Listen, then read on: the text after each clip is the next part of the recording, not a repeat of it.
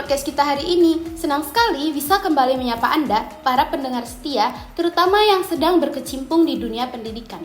Kali ini kita akan membahas topik yang sangat penting, yaitu pembelajaran berdiferensiasi. Mungkin beberapa dari Anda pernah mendengar istilah ini. Namun, apa sih sebenarnya yang dimaksud dengan pembelajaran berdiferensiasi? Nah, kita akan mengupas tuntas bersama 4 narasumber yang merupakan calon guru matematika di program PPG. Kita akan berbicara tentang 4 aspek utama pembelajaran berdiferensiasi, yaitu aspek konten, proses, produk, dan lingkungan belajar. Setiap narasumber akan menjelaskan satu aspek dan kita akan berdiskusi bagaimana mereka mengaplikasikannya di kelas matematika. Tanpa berlama-lama, mari kita sambut para narasumber kita. Sebelum kita mulai, saya ingin memperkenalkan diri dan narasumber kita. Perkenalkan, nama saya Yeni Andriani Tarigan. Di sini saya sebagai host dan narasumber yang akan menjelaskan mengenai aspek produk pada pembelajaran berdiferensiasi. Selanjutnya, narasumber akan memperkenalkan diri mereka masing-masing. Silakan. Halo. Nah, jadi saya sangat senang sekali bisa bergabung di sini. Perkenalkan, nama saya adalah Erwin Syaputra. Saya adalah calon guru matematika dan nanti saya akan menjelaskan tentang pembelajaran berdiferensiasi dari aspek proses. Halo semua, perkenalkan saya Nilda Liva Mulyanti, calon guru matematika PPG Unika Santo Thomas, dan saya akan membahas mengenai diferensiasi lingkungan belajar. Perkenalkan, saya Rivaldo Pandiangan, calon guru matematika pada program PPG Calon Guru Kemendikbud 2024. Dan hari ini saya akan membawakan tentang diferensiasi, yaitu aspek konten.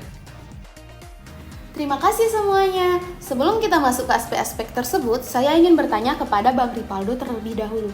Apa sih definisi singkat dari pembelajaran berdiferensiasi?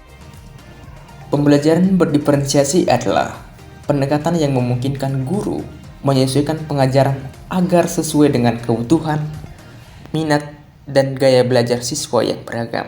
Setiap peserta didik tentunya memiliki cara belajar yang berbeda-beda. Ada yang cepat memahami materi, ada yang membutuhkan lebih banyak waktu, dan tentunya ada juga yang lebih suka belajar melalui pengalaman langsung. Sebagai guru, kita perlu menciptakan lingkungan yang menghargai perbedaan-perbedaan ini, sehingga semua siswa dapat belajar secara optimal. Wah, saya suka nih bagaimana konsep ini menghargai perbedaan antar siswa dalam proses pembelajaran di dalam kelas. Baiklah, mari kita mulai dengan aspek pertama, yaitu diferensiasi konten. Bang Rivaldo, Anda akan membahas diferensiasi konten. Bagaimana konten bisa didiferensiasikan di dalam kelas matematika? Terima kasih. Dalam diferensiasi aspek konten, kita perlu menyesuaikan materi pembelajaran dengan kebutuhan dan kesiapan atau readiness dari siswa. Dalam matematika misalnya, saat mengajarkan materi aljabar, kita bisa membagi siswa berdasarkan tingkat pemahaman mereka. Ada siswa yang bisa langsung memahami konsep-konsep yang lebih kompleks, seperti persamaan kuadrat. Sementara, ada juga peserta didik lain yang mungkin masih memerlukan penguatan pada operasi dasar. Jadi, kita memberikan variasi tingkat kesulitan materi. Kita juga dapat menggunakan berbagai format penyampaian materi. Misalnya, ada yang lebih suka belajar dari video, maka kita berikan fasilitas untuk belajar dari video. Ada yang lebih suka membaca, maka kita berikan format-format bacaan yang mendukung, atau juga bisa menggunakan simulasi interaktif. Yang terpenting adalah fleksibilitas kita sebagai guru untuk menyesuaikan materi dengan gaya belajar siswa. Jadi, selain tingkat kesulitan, variasi dalam format juga penting ya? Benar sekali. Misalnya, kita mengajarkan konsep fungsi. Kita bisa memberikan materi dalam bentuk video bagi mereka yang belajar secara audiovisual, atau memberikan soal latihan berbasis teks bagi yang lebih suka membaca. Ini tentunya akan membantu siswa mendapatkan pengalaman belajar yang sesuai dengan cara mereka memahami materi. Wah, menarik sekali nih Bang Rivaldo. Kira-kira bagaimana Anda melihat respon siswa ketika diberikan materi dengan cara yang sesuai dengan kebutuhan mereka? Responnya sangat positif. Siswa merasa lebih nyaman dan terlibat dalam proses belajar. karena mereka tidak merasa tertekan dengan materi yang terlalu sulit atau terlalu mudah untuk mereka. Terima kasih kepada Bang Ripaldo atas penjelasannya mengenai aspek konten dalam pembelajaran berdiferensiasi. Kita akan lanjut ke aspek berikutnya, yaitu diferensiasi proses yang akan dijelaskan oleh Bang Erwin. Nah, apa sih yang dimaksud dengan proses dalam konteks pembelajaran berdiferensiasi? Silakan Bang Erwin untuk penjelasannya. Nah, jadi dalam diferensiasi proses, kita menyesuaikan bagaimana siswa mempelajari atau memahami materi yang diberikan. Setiap siswa memiliki cara yang berbeda-beda dalam belajar. Jadi kita harus memberikan aktivitas yang bervariasi agar mereka bisa lebih memahami materi yang kita beri. Misalnya nih, ketika mengajarkan geometri, saya bisa memberikan pilihan bagi siswa. Ada yang lebih suka belajar dengan diskusi kelompok, sementara yang lain mungkin lebih suka belajar melalui aplikasi visual. Contohnya kayak VR atau augmented reality, yang memungkinkan mereka memanipulasi bentuk-bentuk geometri. Saya juga suka mengajak siswa untuk berpartisipasi dalam proyek-proyek yang menantang, tetapi disesuaikan dengan kesiapan mereka. Ini memungkinkan mereka memproses informasi dengan cara yang paling efektif. Dari penjelasannya Bang Erwin, apakah ini berarti siswa bisa memilih cara mereka ingin belajar? Yap, benar sekali. Saya sering memberikan pilihan aktivitas yang berbeda, seperti bekerja secara individu atau kelompok, atau memilih antara tugas praktis dan tugas berbasis penalaran. Dengan begitu, siswa bisa memutuskan cara belajar yang paling sesuai dengan gaya dan referensi mereka masing-masing. Nah, kira-kira bagaimana dampaknya terhadap keterlibatan siswa saat proses pembelajaran? Nah, jadi ketika siswa diberi pilihan dalam cara belajar, mereka lebih terlibat dan termotivasi karena mereka merasa dihargai dan diakui. Mereka lebih aktif dalam kelas dan hasil belajar mereka juga meningkat. Wah, info yang sangat menarik ya. Terima kasih Bang Erwin atas penjelasannya mengenai aspek proses dalam pembelajaran berdiferensiasi.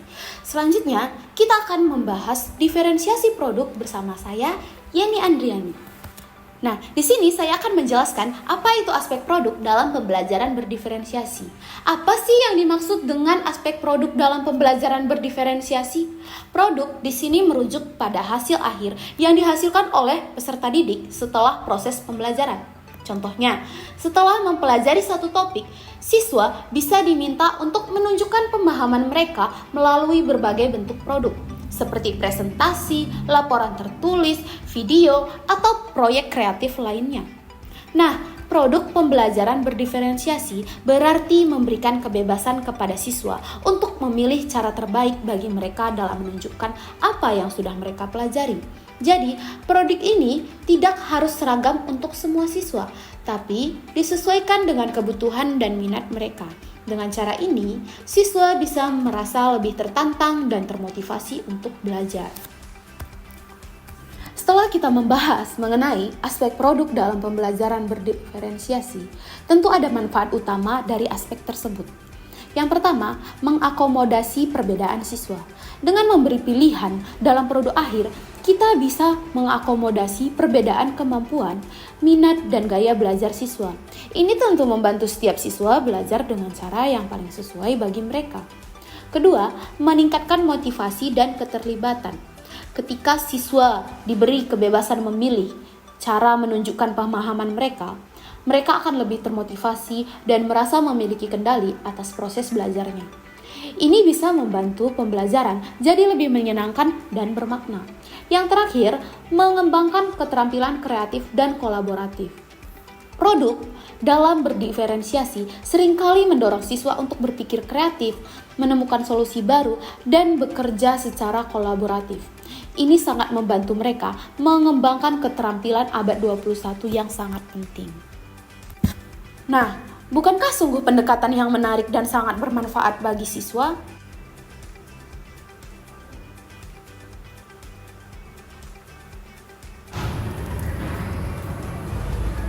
Nah, sekarang kita masuk ke aspek terakhir, yaitu diferensiasi lingkungan belajar yang akan dijelaskan oleh Kak Nielda.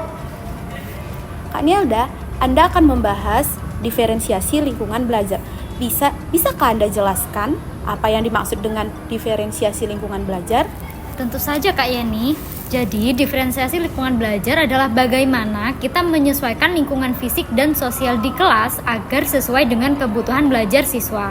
Nah, kita bisa mengatur tuh tempat duduk secara fleksibel. Misalnya, untuk siswa yang lebih suka belajar menyendiri, mereka bisa ditempatkan di area yang lebih tenang.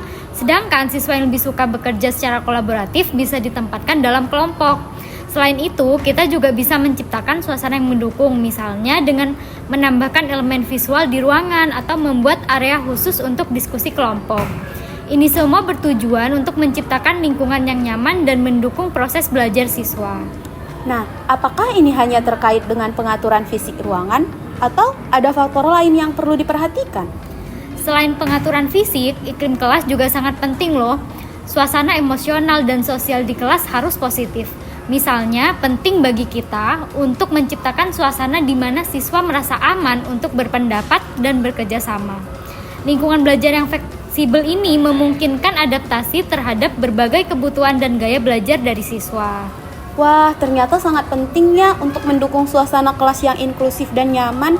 Terima kasih ya Kak Nielda atas informasinya.